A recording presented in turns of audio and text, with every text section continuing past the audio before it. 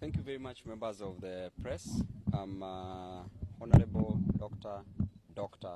Babu Owino, Member of Parliament for Embakasi East constituency or Republic for those who are staying in Embakasi East. And I want to talk about the matters floods. This is a serious disaster that has consumed property in this nation and has equally consumed lives. We've lost so many lives in different parts of this country, and the way the disaster has been managed is so poor, in a very incompetent way, by the sitting President of the Republic of Kenya, going to various places and announcing that he's going to give 10,000 Kenya shillings to people who have been affected by these floods. I want to ask the President one simple question, that what will 10,000 Kenya shillings do to a person whose house has been swept away, destroyed, to a person whose bed and beddings have been destroyed, to a person whose utensils have been swept away by the flood, to the children who are going to school, whose books and school uniforms have been destroyed by the floods. And how much will 10,000 Kenya shillings do to these people who are supposed to pay rent? And a rent in the slums there's a minimum of 5,000 Kenya shillings. So basically you'll pay the rent and you'll have nothing to eat in these houses. So I'm so disappointed by the PR that the President is using, President Ruto. I'm so ashamed by what you're doing and the cheap PR that you're using to convince Kenyans. Going as far as moving to a school-going child, selling bananas along the road, going to buy bananas from this child instead of changing the life of this child permanently, just in the name of promoting business.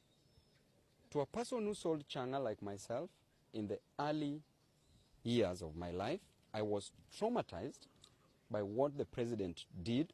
Instead of being a source of hope, source of joy, source of life to this little girl who is still in primary school, the President is busy spreading photos of this girl selling bananas and proudly trying to hoodwink Kenyans and sending a smokescreen that is a generous man. Shame on you. That is quite embarrassing in the Republic of Kenya. Schools are opening on Monday. What's your take on that? Are we ready for opening?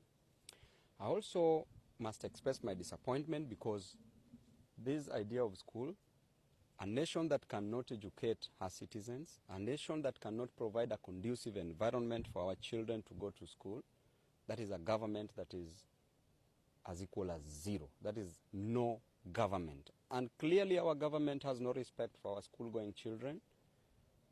The President himself does not respect education. He respects other things, but not education. But we know clearly that it is through education that the President made it in life. Were it not for education, he would have never come to Nairobi. Were it not for education, he would have never stolen votes from Azimio. Were it not for education, he would have never been where he is. Therefore, it is because of education that has made the President be where he is, and he must respect education. Saying that you open education without proper measures being put in place, with the current weather that we have that is fluctuating, where there are rainfalls everywhere, these school-going children, they go to school, there are floods, they can't be swept away by these floods.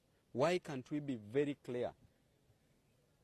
Why can't we know clearly that the rains will stop? If they will stop from Monday, what has been done so far to the existing schools in terms of clearing the mud in the schools, clearing the conditions, the environment in different schools.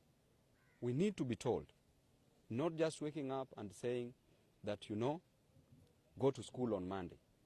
And lastly, why would the president declare Friday a national holiday? Why don't we have a plan? This nation is being run like a kiosk.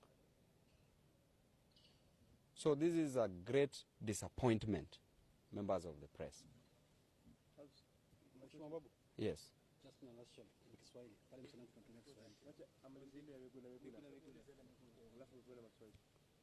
Uh,